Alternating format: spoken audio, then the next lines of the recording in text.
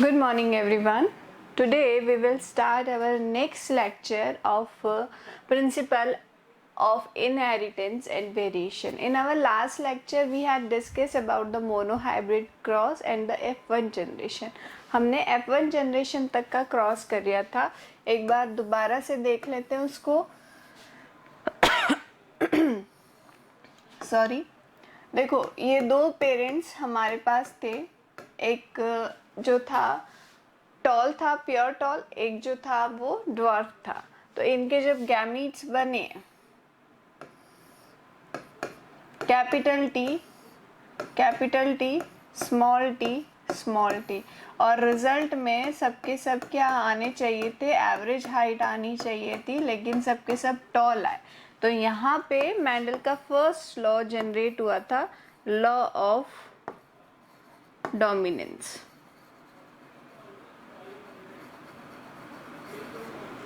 Law of dominance. अब इसके बाद ये था कंप्लीट F1 जनरेशन. क्या है ये? F1 जनरेशन है इतनी पूरी.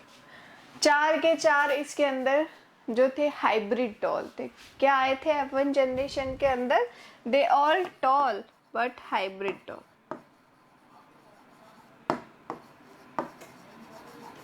सब हाइब्रिड टॉल थे.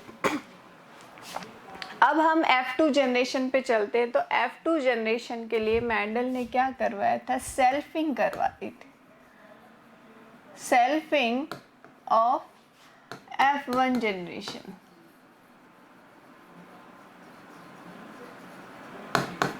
तो ये F1 जनरेशन आई थी और इन्हीं की सेल्फिंग करवा दी. इनकी सेल्फिंग के बाद गैमीट्स देखिए, capital T, small T, capital T, small T. Cross करवाएं अब इनका, तो आप देखेंगे कि रिजल्ट जो हमारे पास आएगा, चेकर बोर्ड के थ्रू बना लेते हैं. Capital T, small T, capital T, small T, capital T, capital T, capital T, small T, capital T, small T और small T, small T.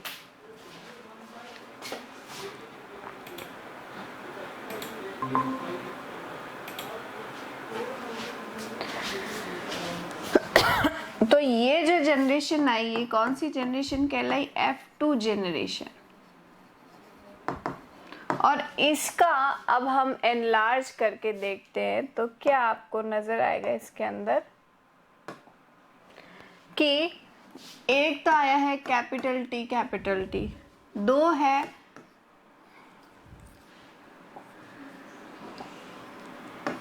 Capital T, small T, capital T, small T, और एक है small T. तो ये क्या है? कैसा है ये? Pure tall. ये कैसे है? दोनों हाइब्रिड टॉल. और ये कैसा है? ड्वार्फ. ठीक है. तो रेशियो 1:2:1. किसका रेशियो है ये? आप इसके अंदर देखेंगे ये जीनोटाइप का रेशियो आपको नजर आ रहा है. This is the ratio of genotype. ठीक है. जीनोटाइप का रेशियो नजर आ रहा है. एक कैसा है ये? Capital T. दो कैसे है ये? कैपिटल टी, स्मॉल टी, और एक कैसा है? Small T. So this is the ratio of genotype. Genotype का ये रेशियो रहता है. नाउ अब इसके अंदर ये तो हमने देख लिया, जीनोटाइप इसका ये आया 1:2:1. अब फिनोटाइप क्या आया? फिनोटाइप का मतलब है दिखने में, एक्सटर्नल अपीयरेंस किसका कैसा नजर आ रहा है.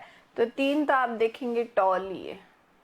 देखने से नहीं पता चलेगा कि हाइब्रिड टॉल है या प्योर टॉल है. टॉल ही नजर आएंगे.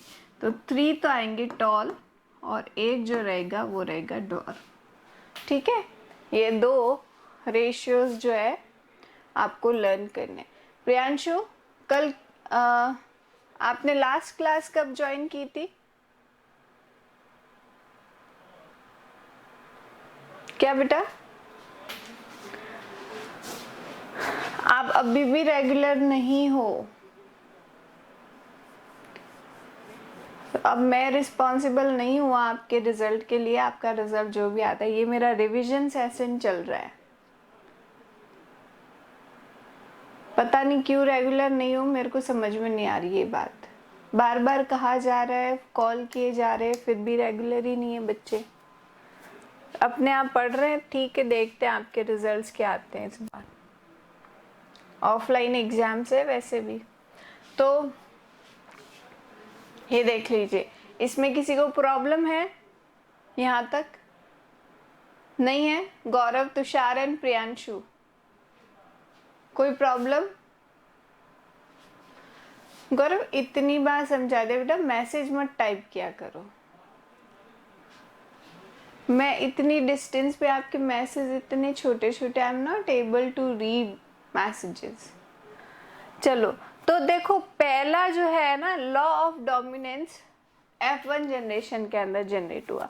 अब इसने ये बोला कि जब हम क्रॉस करवाएंगे एवरेज हाइट वाले प्लांट्स का, ये एवरेज हाइट वाले प्लांट्स है, तो इसके अंदर क्रॉस करवाने के बाद हमसे कोई क्वेश्चन पूछे कि पेरेंट्स एवरेज हाइट वाले बच्चे कैसे आने चाहिए, हम बोल देंगे एवरेज हाइट वाले आएंगे। मेंडल ने भी यही सोचा, एवरेज हाइट वाले आने चाहिए, ठीक है। अब उसके अंदर लॉ ऑफ डोमिनेंस लगता है, नो डाउट लगता है, लेकिन दोनों की सेम ही हाइट है तो ऑब्वियसली डोमिनेंस होगी, तभी वो एवरेज हाइट। लेकिन उसने रिजल्ट देखा, तब उसने क्या देखा कि तीन अलग अलग चीजें आ गई, तीन अलग अलग जो है जीनोटाइप फिनोटाइप सामने आए। क्या है कि एक तो कंप्लीट टॉल था, दो हाइब्रिड टॉल थे और एक ड्वार्फ था। मतलब तीन तो लंबे आ गए, एक छोटा आ गया, जो उसने सोचा नहीं था। तो यहाँ पे उसने अपना सेकेंड लॉ उसने दिया था, वो था, क्या था सेकेंड लॉ मेंडल का? Law of segregation. Yes, law of segregation. And दूसरा नाम क्या है इसका? Law of purity of gametes.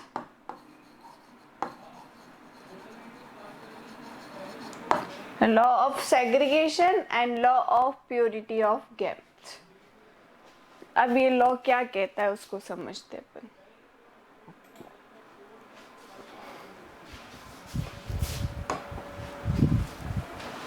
Second law था मेंडल का, law of purity of gametes.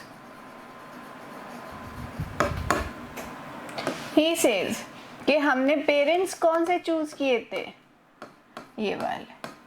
अब इससे ही ये लॉ बन के आया कि on the time of gamete formation,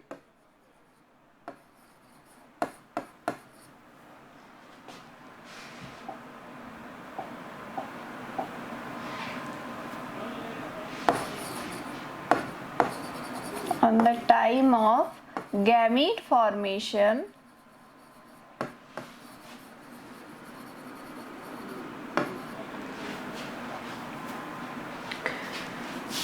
each gamete will represent its purest form।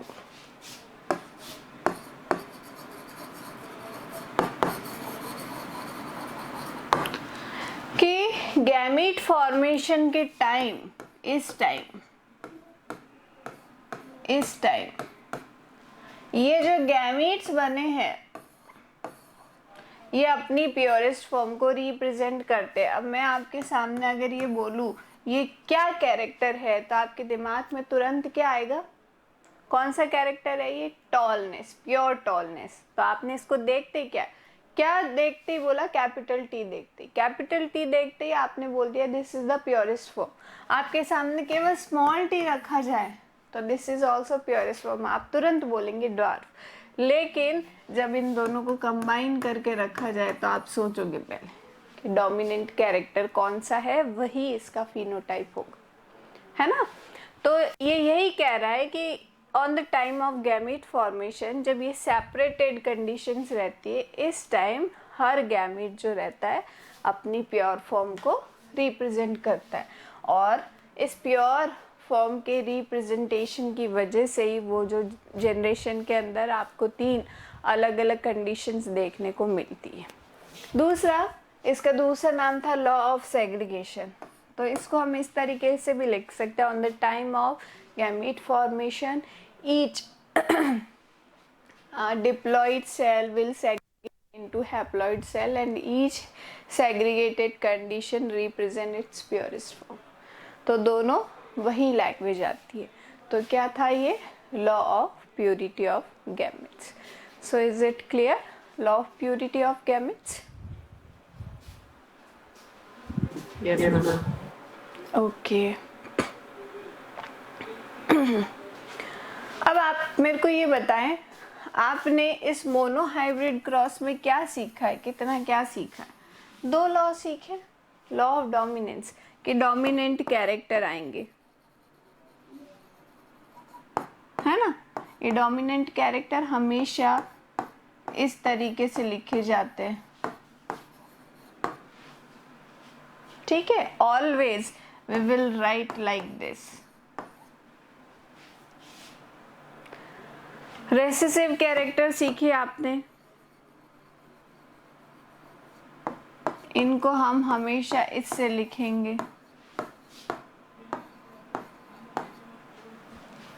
Small lower case letters के अंदर इनको लिखेंगे।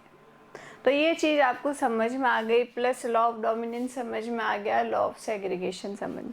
अब कुछ मोनोहाइब्रिड क्रॉसेस ऐसे थे जिनके अंदर ये अप्लाई नहीं होते, जो हम सोचते हैं वही निकल के आता। मेंडल का जो जेनेटिक्स है वो उसके ऊपर अप्लाई नहीं होते, तो उन्हें हम इंक्लूड करते डेविएशंस फ्रॉम मेंडेलियन जेनेटिक्स।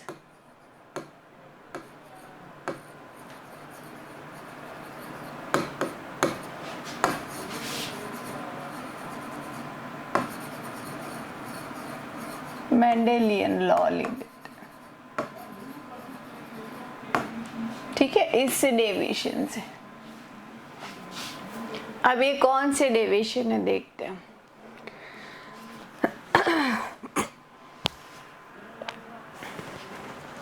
देखो, पहला लॉ ऑफ डोमिनेंस का डेविएशन आएगा, इसके अंदर हम देखते हैं इनकम्प्लीट डोमिनेंस।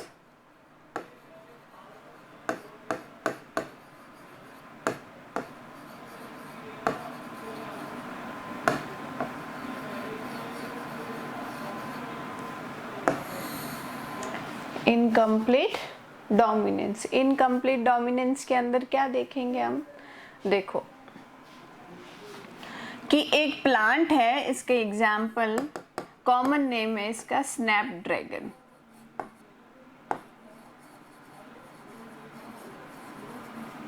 ठीक है। दूसरा इसका साइंटिफिक नेम है एंटी राइनियम, ठीक है। इसके फ्लावर्स के कलर्स जो है उसके अंदर ये आपको इनकम्प्लीट सॉरी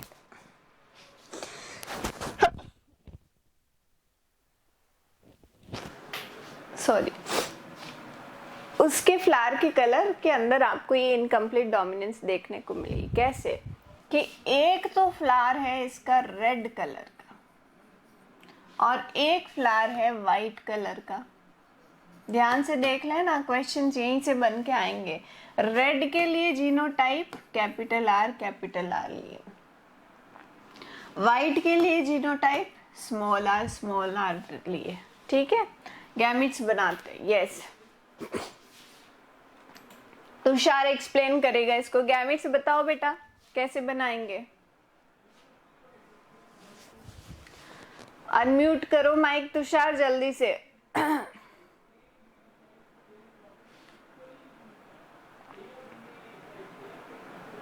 वो ऐसे ही ऑन करके रख के गया इसका मतलब। यस गौरव, गैमेट्स बनाओ इसके।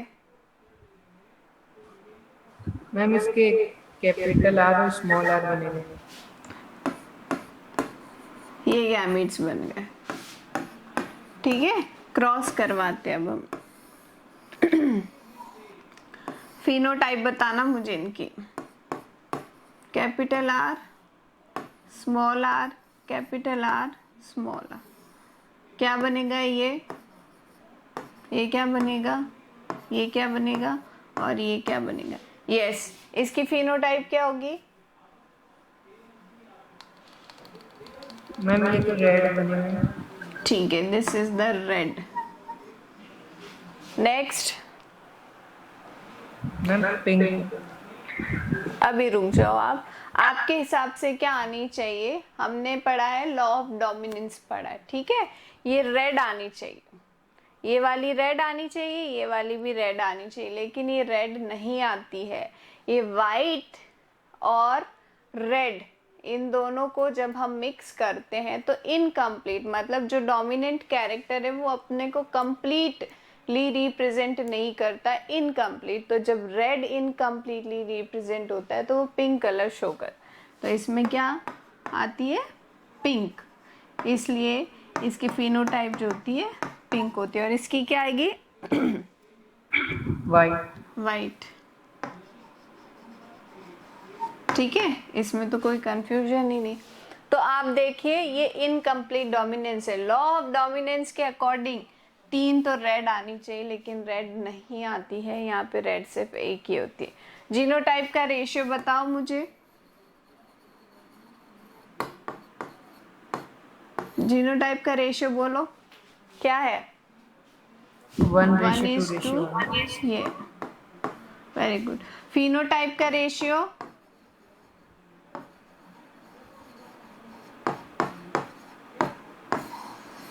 फिनोटाइप का रेशियो क्या आएगा, मैम इसका भी 1:2:1। क्यों, 1 रेड है, 2 पिंक है और 1 वाइट है, तो दोनों जीनो और फिनोटाइप का रेशियो 1:2:1 आता है, ठीक है। F1 के अंदर तो कोई रेशियो आया नहीं था हमारा, F2 के अंदर 1:2:1 था जीनोटाइप का, और फिनोटाइप का था 3:1। तो ये डिफरेंस आपको ध्यान में रखना है। इज इट क्लियर, समझ में आ गया।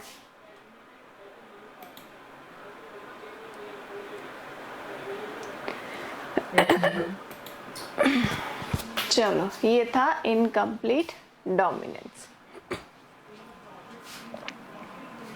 इसमें एक प्लांट का नाम और ध्यान रखना आपको, 4 o'clock प्लांट।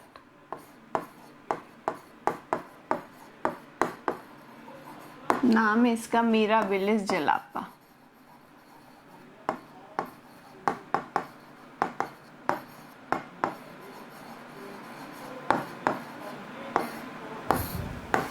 ये एग्जाम्पल दूसरा भी इनकम्प्लीट डोमिनेंस के अंदर आता है। This is the incomplete dominance. दूसरा आता है आपका कोडोमिनेंस।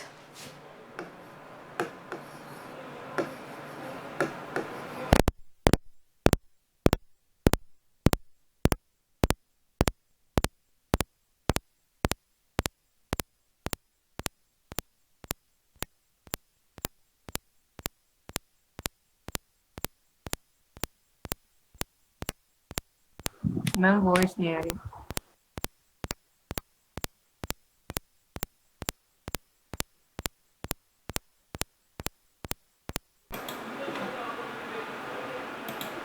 अभी क्लियर है बेटा voice. Yes. Okay, yes. Codominance, codominance में क्या है, साथ साथ जो है रिप्रेजेंट करेंगे अपने आप को। तो कोई एग्जाम्पल याद है कोडोमिनेंस का। एक तो मैं बता देती हूँ, ABO ब्लड ग्रुप। दूसरा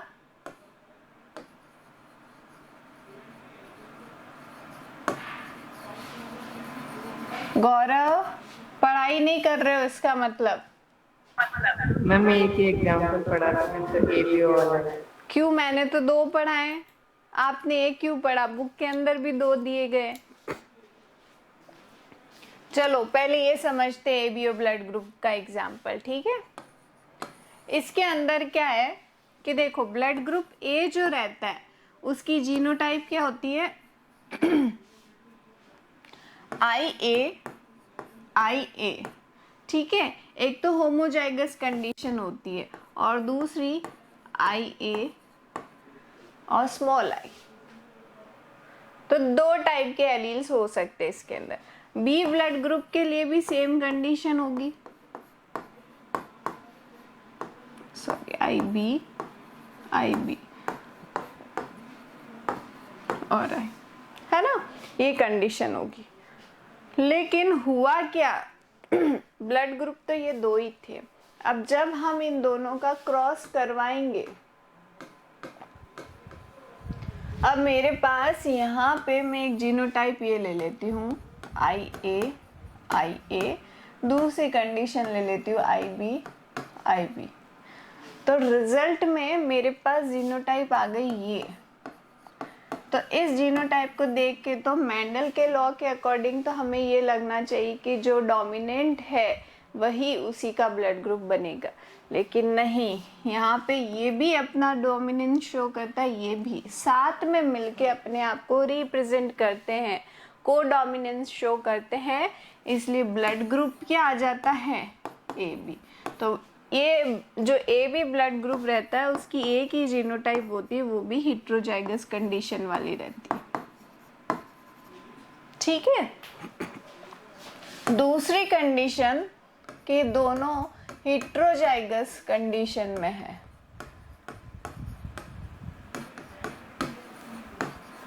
ठीक है। इसका और इसका तो क्या आया?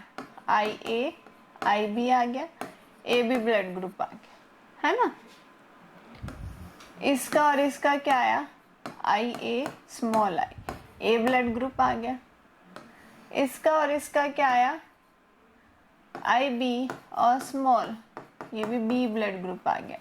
अब इसका और इसका, इन दोनों का क्या आया?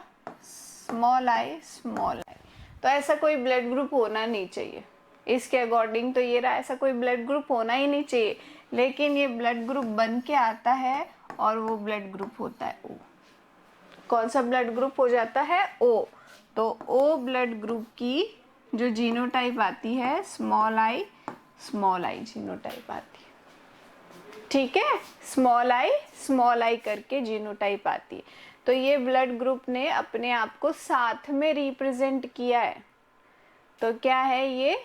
को डोमिनेंस को शो करते हैं। समझ में आ गया को डोमिनेंस?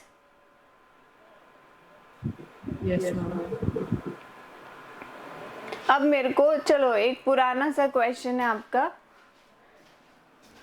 ये जो हम एबीओ ब्लड ग्रुप सिस्टम को हमने डिफाइन किया है, इसके मतलब ABO blood group system propose करने वाले साइंटिस्ट कौन से थे वो बताए।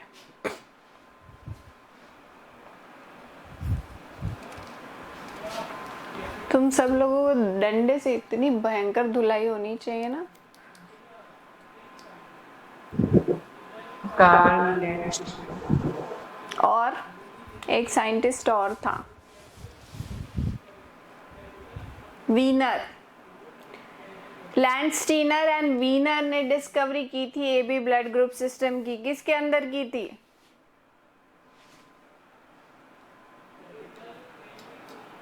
मंकी के अंदर, ठीक है। RH फैक्टर रीसिस मंकी के अंदर ही मिला था उनको। तो ये एबीओ ब्लड ग्रुप सिस्टम, ठीक है। दूसरा मेरे को बताओ, ए के अंदर एंटीबॉडी कौन सी होती है और एंटीजन कौन सा होता है?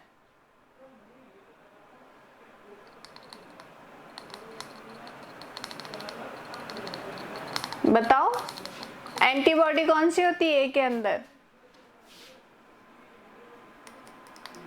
बेसिक सा क्वेश्चन है, 11th का क्वेश्चन है, रटा रटा के थक गई मैं। ये पढ़ते नहीं हो तुम लोग बिल्कुल भी।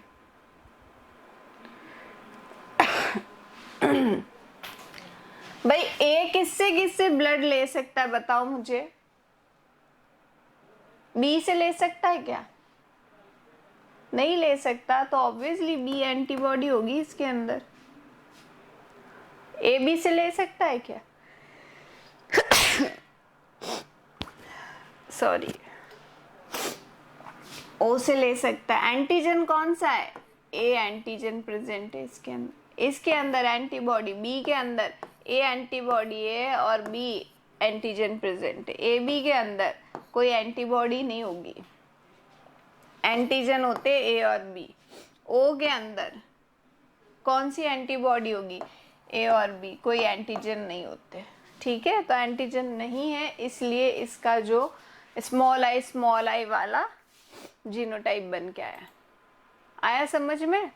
दूसरा अब देखो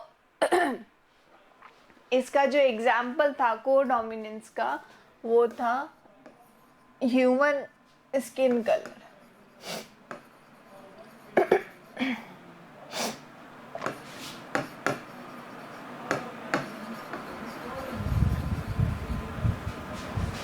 व्हीट कार्नेल कलर,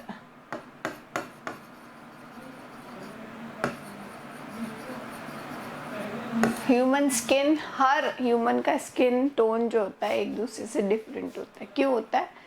अगर एक जैसा ही होता ना